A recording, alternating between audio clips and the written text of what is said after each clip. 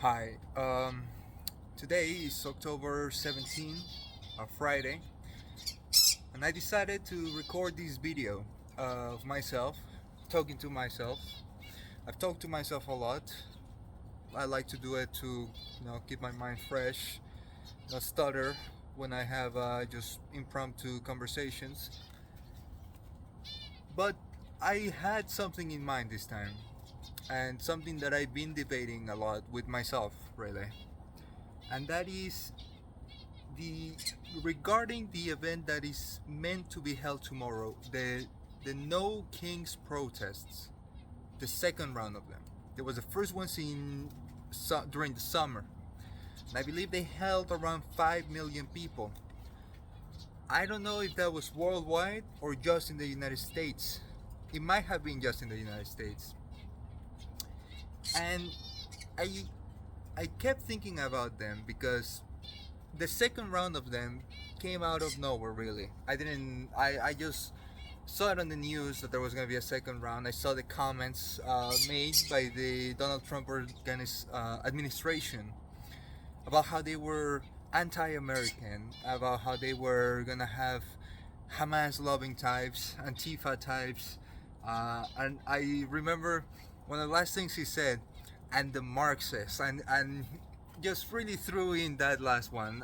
A little weak in my opinion. Usually you kind of lead by that one. That's like the scariest one.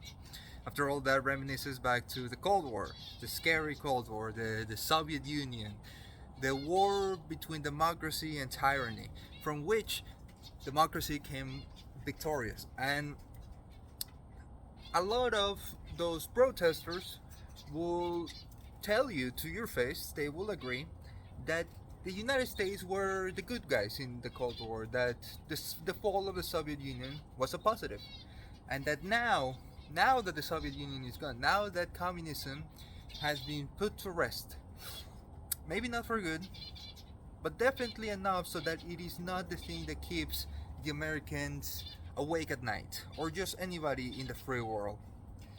And I wanted to record this because something that came to my attention a lot was how and when the first round of the No Kings protests popped up, when they took place, and when the second round is taking place. And I think it's very interesting. The first round of the No Kings protests took place while California was going through great civil unrest. ICE raids were at their hottest in California during this time, and resistance was too. There was very fierce resistance, outright clashes between protesters and ICE, and just the state government, police, riot control. It was a very clear demonstration and a very clear reaction to what many were correctly seeing as just very very cruel acts by ICE. Especially because during this time, it was just when the Trump administration started their first round of mass deportations, rounding them up, getting them ready, kicking them out. And one thing that was said over and over again during the campaign trail was these call for action. They are taking over the nation. There was this very nationalist message about how there was an invasion, there was a conquering, there was an outright, perhaps not replacement. I don't believe the word replacement was said, but it was very clear that the intention of the Trump campaign was to make it seem as if the people of the United States were being taken hostage by this outside, this foreign being, the immigrants, Venezuelan gangs, Haitians. All they're coming over, they're taking over apartment complexes, they are eating the dogs, all these things, right? And so that was something that we did see, we did hear. He did say, he did bring attention about non, well, in the case of the gangs and whatnot, I guess one could say about violence, but the the main thing was talking about these people are coming over and they're taking over. And that really didn't resonate. That's why he really had to pivot a little. He had to talk about about crime. That's when the Venezuelans came up. That's when he started to talk about how every state in the United States under Joe Biden is a border state now. About these great overtaking, but that primarily he wished to target criminals. He mainly brought up criminals. He talked a lot about criminals. And I remember talking to a lot of immigrants. I work construction, and I've had co-workers, and I've talked to other crews, and usually they don't have a lot of very interesting conversations, in my opinion. But during this time, many of them did say interesting things, and that was that they almost told themselves that Trump was saying the truth, that he wanted to get the criminals out. These guys didn't have any love for criminals, of course. Why would they? No, nobody really does. Maybe the more hard-bleeding liberals, they do bring up about like the mistreatment of criminals, or how they are not made in a vacuum. But if you ask just the average person, chances are they don't really have a lot of compassion for criminals. And so I remember them saying, well, he's only talking about the criminals, right? The violent criminals. And there's plenty of those. He's not gonna come after us. Now keep in mind, these were people who couldn't vote. It didn't matter that this was their opinion. It's not like they are the reason why Trump won. They really didn't have an impact. And mainly, I almost feel like they were saying this to make themselves believe that they were gonna be safe. Because with Joe Biden dropping out and then Kamala coming in the last moment, I really did feel that at the very least, the chance for Donald Trump to take power was very real. And that takes us back to the summer of 2024. Los Angeles, it's in disarray. There's protests, there's tear gas, rubber bullets are being fired, places are being set on fire, ICE is taking people, grabbing them, pulling them out of their houses, deporting them, sending them to black sites, sending them to what many have started to call concentration camps. And the reaction was very real. And a lot of people said, wait a minute, these are families, these are mothers, these are children, these there's men, but they don't look like criminals. They look like day laborers most of the time. They don't look like the tattoo faced thugs that he was really bringing to attention. And a lot of people felt like, wait a second, he said criminals, and there's criminals. He shouldn't be going for these people yet. There's criminals still to take care of. And it feels like a lot of people were sort of duped, or at least they told themselves that to reassure themselves that he wasn't gonna come for them, that he was gonna come for the criminals. But it's very clear what his real intentions were. Average people. Why? criminals are tough to get a hold of. Even if you know areas in which they operate, even if you know at most they have a Glock with a switch, and rifles are not really their thing, and uh, chances are they're gonna stand in the middle of the street and gonna shoot at you with a handgun to the side. If you're an ICE agent and you receive the minimum training required, you can put on all the gear that you want. You can put on all your Punisher patches, and you can hype yourself up as much as you want. But at the end of the day, you're you're very much so not SEAL Team 6.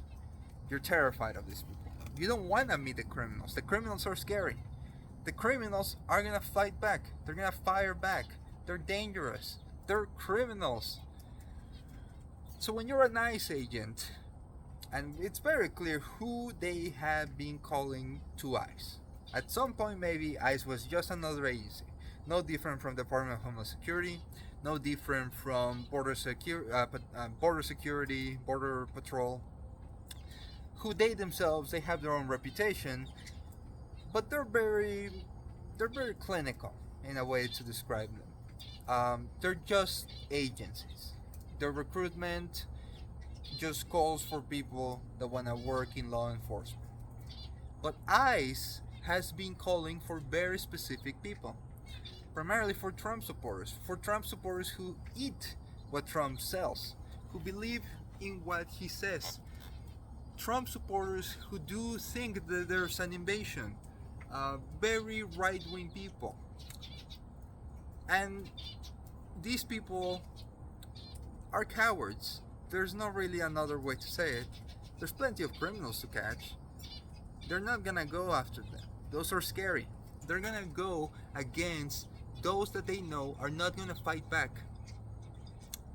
They're gonna go after people with families, people who that they can get a hold of easily, people who they can project their authority onto. And so they did. This is what sparked the first the first protest in California, which were followed shortly after by the No Kings protests. The No Kings protest was an international event. It was very interesting. It was organized as a national event alone. I find it a little odd. It did pop out of nowhere, and I'll be honest, I have not investigated, so I don't know if I should be putting on the tinfoil hat and talk about conspiracies. I don't think there was a conspiracy. I don't think George Soros is behind this. But I'll say this, it was clearly organized by people that were in the Democratic Party, who were either in the Hillary campaign, the Kamala campaign, people that were deep in the Democratic apparatus, or at the very least that were loyal to the Democratic apparatus, not disruptors. They were not the Bernie Sanders type reformers. No, just people that were very much so in favor of somebody like Kamala or Hillary or Joe Biden winning. People that were happy during Joe Biden's term. And what this meant was that these were very apolitical protests. Now we must remember the Los Angeles, California protests. Those are not apolitical. Those were very clear what their beliefs and intentions and objectives were. Get ICE out of here. Leave these families alone. And that was very much so it. It was not, they were not very grand. They were reactionary in the sense that they were simply reacting to the pressure that ICE was putting onto them. And their beliefs, their objectives were to stop that. Stop these ICE raids. Stop harassing these people. Leave us alone. And The No Kings protests, on the other hand, were very apolitical. I saw footage of them across nations. Again, this was an international event that popped out of nowhere. The national ones, I understand. Democratic apparatus is one last kick of the Democratic Party to just push back against Trump. The international ones are interesting. Those ones I did find very weird. I assume they were just held by the average international liberal riffraff. But what I found very interesting was that in Europe, where there are still monarchies and aristocracies, they were renamed to the No Tyrants protests. Why is this? Because they didn't wish to offend their kings. They didn't want to offend them. They didn't want to read. They didn't want to have a stance. It wasn't about Donald Trump becoming a king, because they couldn't say that kings are bad, because they have kings. In the United States, they can say that kings are bad. They don't have a king. But in those other countries, well, they cannot say that. There's not going to be state repression, I believe, but they are very much so. They themselves have a love for the kings, for the monarchies, because at the end of the day, even though they do have some amount of political power, if one of the monarchs comes out against somebody that's running, chances are that that's going to have an effect on their campaign. But in the end, they are very much so figureheads, national figureheads, that recall to an era where maybe those nations were more powerful. For example, the royal family in Britain are very much so a relic of the British Empire. Many people look at them and they remember that time when Britain was a much bigger, stronger nation. But outside of these European nations that don't have a Donald Trump, that are mainly holding these protests in solidarity with the original organizers within the United States, in the United States, they themselves do not have any ideological objectives or beliefs. And what I mean is that, having seen footage of them, they were not demanding anything. They were not demanding that ICE stop these raids.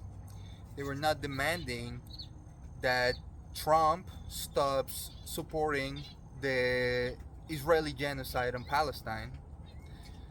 Of course, chances are that if these were organized by Democratic Party members, well, yes, that'd be hypocritical to then suddenly pretend that they care about Palestine. Chances are this might be the one thing that they agree with Trump on, and is that he still continues to support Israel. Not Netanyahu, of course. They blame everything on Netanyahu. They think that he is their Trump. He is a bad thing that makes the country bad. And if we get rid of him, we go back to being good. But one thing that the No Kings protests did accomplish was quelling the LA protests, or at the very least the attention towards them. Nobody really paid attention to California after that. The raids continue. To this day, they still continue. They might have slowed down, but from what I've seen, they are still going. There's still plenty of people to get out. To the extent that I believe I saw it was a government individual, this lady, who she was getting legislature ready, demanding ICE to stop. So very obviously, this is still an ongoing conflict. But again, back to the No Kings protest. They didn't have objectives, and this could be reflected if you saw them yourself. The signs were mainly jokes. And I'm not saying this in the sense of that they didn't, oh, this what a joke of a movement. No, I mean literally jokes. Um, there were some about how the only boots that they will lick will be those worn by a woman. There were some that depicted Trump as a giant toddler. There were some that depicted him as a toddler with a crown. There were some that put his face on an orange. And it became very clear to me that, well, yes, they don't have beliefs. They are an exclusively reactionary movement in the old sense, in that which they are just against the ongoing thing. Now, usually reactionary is used to describe the reaction against communist movements. Reactionaries hold on to the past. Reactionaries hate progress. They cannot adapt. They cannot accept it. But mainly, reactionaries do not usually have beliefs of themselves. Reactionaries usually just go against the current. If the communists talk about the woman's right to emancipation, the reactionary is not gonna talk about the man's right to own a woman. The reactionary is simply just gonna say that's stupid. If the communist talks about the emancipation of the working class, the reactionary is going to talk about how, well, capitalism is the natural order of things, and we should maintain it. And that's it. They don't have beliefs of themselves. Some might rationalize it, and this is what leads to stuff like anti-Semitism, because anti-Semitism allows you to blame ills of capitalism onto a small portion of successful capitalists. You blame them individually. Hey, they are doing this. They are the ones that are making it so your wages are lower. They are the ones that are making it so that more people from other countries move on to yours. It's them. It's the international Jew. But reactionary can also mean somebody that just doesn't have any beliefs themselves, that are just against something, whose only action is reaction. And this is what I see in the No Kings protest. I don't see real beliefs. I see people that are seeing Trump do something and reacting and saying this is wrong. This isn't right. How can he do this? How does he have the power to do this? And they don't have the rationalization to see that Donald Trump is not just not an illness, but he's also not the symptom to an illness. He is not the signs of a sick society, of a sick system that allows people like him to take power, to succeed through the actions that he commits. Donald Trump is simply the current head of the international capitalist system, of the capitalist state. We need to see the presidency not just as the leader of the free world, as many call it, but as the guardian, as the captain of the ship that ensures that capitalism does not fail. This has always been the case. During FDR, he successfully prevented revolution. He staved off revolution by eliminating the revolutionary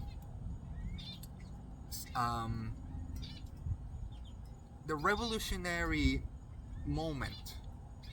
At the time of the Great Depression, the working class was in shambles, and nobody could be blamed except the capitalist class, the financial capitalist class specifically, not just the industrial capitalist.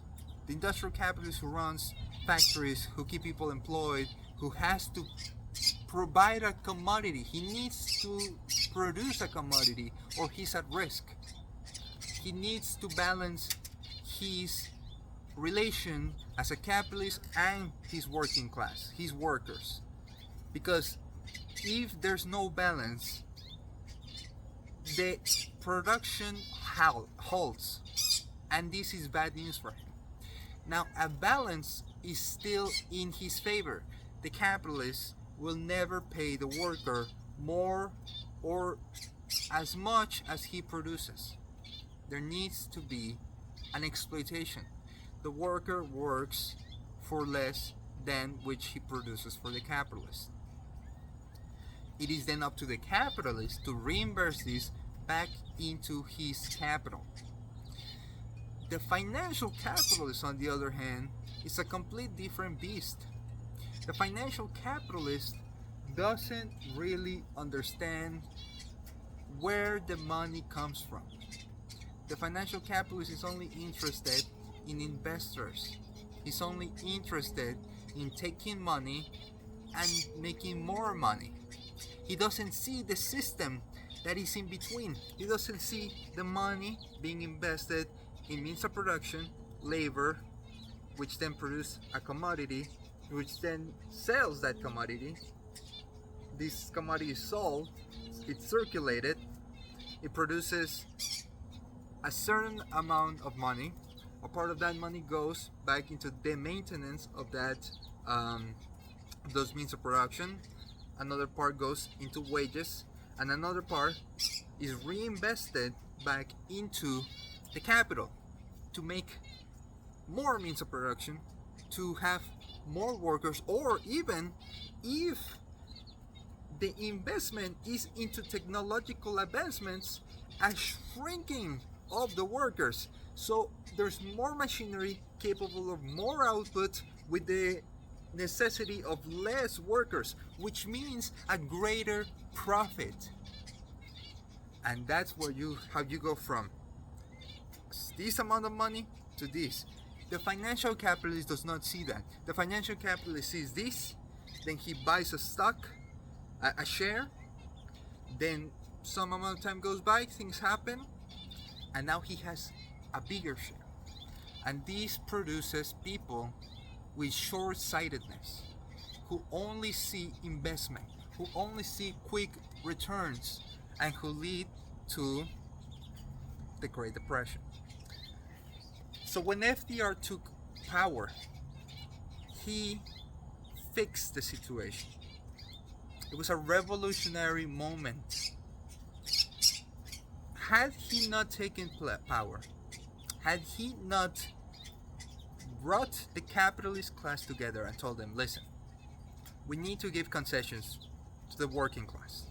If we don't give them concessions, if we force them to live in squalor, if we force them to live in hunger, if we force them to live like this, like how they're living, we're gonna have a Red October in our backyard. Hell, in our face. We need concessions. We need social security. We need national projects. We need state-owned industry. We need all of these things to ensure that capitalism endures the storm.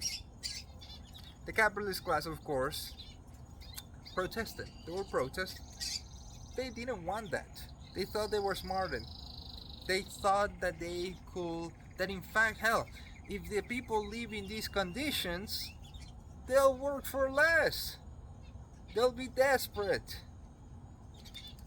But somebody like FDR was able to save capitalism through this by staving off the material conditions and the social relations that lead to revolution. And that has been the duty of every president ever since. But ever since, not just the collapse of the Soviet Union, but also ever since the end of World War II, and people having to cope with the cost of it, and wishing for peace, wishing not for class war, but for peace. There can be peace. If you're a working class in the United States after World War II, you have a very good deal. Granted, as long as you're, of the correct race. But you have a very good deal. You have a good job with good pay, with pretty good conditions. There's a lot of things to buy. There's new inventions every day. So you're not gonna run out of stuff to spend your money on. Why the hell would you want to continue the class war? It was mainly why the communist cause was carried on by groups like the Black Panthers, by people that didn't get this, by people that still had to deal with the realities of the capitalist system, who didn't get the same concessions that the white working class got. But at the same time, the new duty of the presidency was to make sure that these concessions would not be taken back too quickly. Not that they wouldn't be taken back at all. They understood that there was no need for them in the same way that was during the Great Depression. The capitalist class didn't care. They wanted it now. They're blind.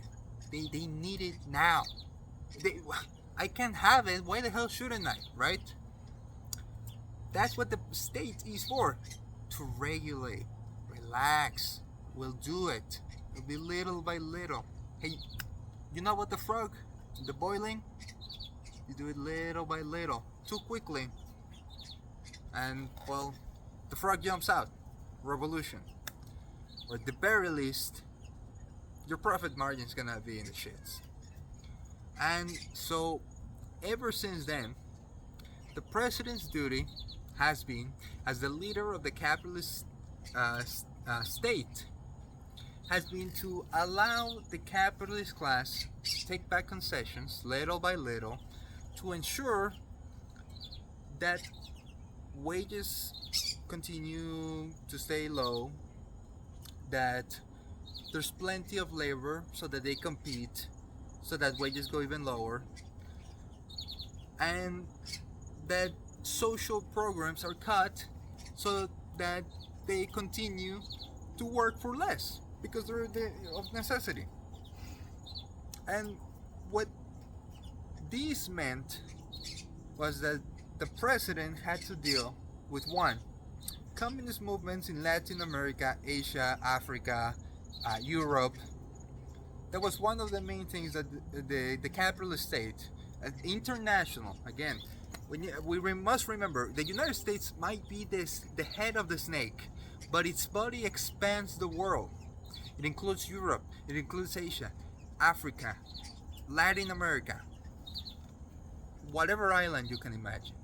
The capitalist state passes through there. But we must admit that yes, sure, the United States is the main head of this snake. But if you cut the head of the snake, that's not gonna kill it. In this sense, it's not gonna kill it. It's just gonna lead to anarchy. The snake's body is gonna recoil. It's gonna seize. It's gonna have. It's gonna continue to move up until a new head comes up, or maybe a bunch of hydras. Who knows?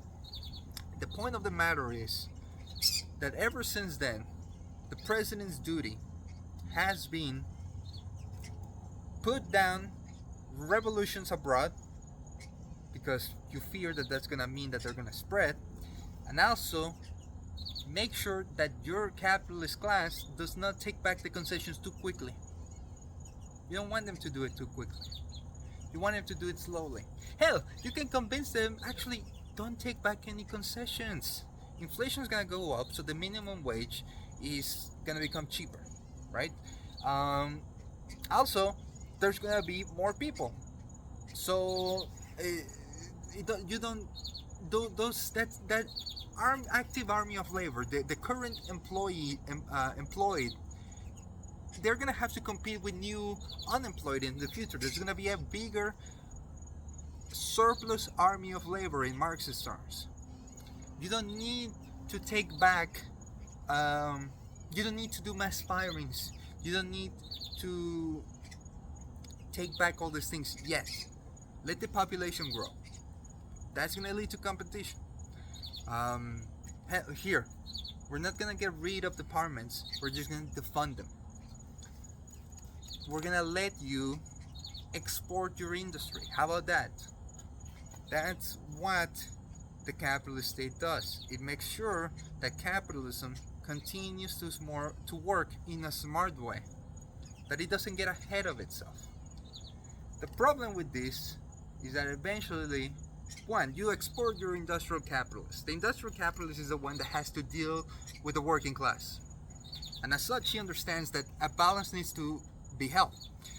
And now this balance doesn't mean that he comes out the loser. It just means that he cannot make as much money as he could if there was no balance. But on the long term, this is good. On the long term, that means that there's not going to be revolution. There's not going to be a class conflict. And his head is not going to be on the chopping block. Well, that guy is in China now. That guy is in Asia. That guy is in Mexico. That guy is in any place in the planet in which labor is the cheapest. And at home, in the United States, in the head of the snake, at the Reichstag of capitalism, you have the financial capitalist and the service industry. Industrial workers, if they go on strike, they threaten not just the industry, they threaten the entire system. In an industrial nation, a strike means markets in danger. It means that competitors are going to step in. It means that you're going to lose your place. And it means that the state is not going to be able to continue as it should to ensure the capitalist state's safety, the capitalist system's safety. In a financial and service capitalist nation, strikes mean shit. If service workers' employees go on strike, means nothing. McDonald's, Burger King, Starbucks, whatever, they can't survive without them for a while, because their main concern are shareholders, investors. And sure, strikes might hurt the share value of your stock, but share value is explosive. At one point, it might be the highest it's ever been, and another point might be the lowest, and another point back up, up down. Doesn't matter as much. And what this means is that over time, the most successful members of the capitalist society become the most inept, the slimiest, the most short-sighted capitalists. Individuals like Donald Trump, who use migrant labor to build their buildings and then gets them deported because they're that short-sighted. It's now. Like, hey, do you see that? That's how quickly I want to make money. I am not interested in long-term plans. Now, pronto, give me a pitch. Look busy. And this is where it comes back to no kings. Because the understanding now is that Donald Trump is uniquely bad. Is that he has gotten a hold of something good and he's doing illegal stuff. But what the No Kings protesters don't understand is that this has always been the way that the American president operates. The American president operates in such a way outside the law. The laws are there so that he doesn't look too bad, so that he doesn't look guilty. That's the point of the laws. Well, the president wouldn't be selling crack in black neighborhoods to support death squads in Latin America. That's illegal. The president wouldn't lie about weapons of mass destruction in Iraq. That's illegal. The president wouldn't get impeached over just some Watergate nonsense instead of illegal bombings in Cambodia. That's stupid and illegal. So what we're seeing with Donald Trump is somebody that's not the symptom of a sick system, but a driver of a well-oiled, fine-tuned machine who's just having too much fun. That's what it will take for the No Kings protesters to finally have a real understanding of what makes Donald Trump so bad. And that is that it's not that he is that nobody's stepping up to him. It is that there's nothing to step up to him because he's not doing anything wrong. His biggest issue is saying the quiet part out loud. He is doing what every president in the past has done: act outside the law. The problem now is that he is having too much fun. He wants to play with every toy. He walked in and saw all these amazing tools and all these amazing things that he can play with and said, why the hell shouldn't I use them all? And that is the issue with the No Kings protests. That they fail to see this. That they fail to see that the reason why nobody stands up to Donald Trump is because he's not doing anything wrong. It's because the president has always had the right to do whatever he wants. And the real illness that we're seeing is the bottom feeders of the capitalist class coming on top. They've been rewarded for their short-sightedness ever since concessions have been taken back, ever since labor militancy ended. And this puts us once again in the path to the Great Depression. Now the mosquitoes are eating me alive, and I've been talking for around, I don't know, an hour. So I just wanted to end it off on this.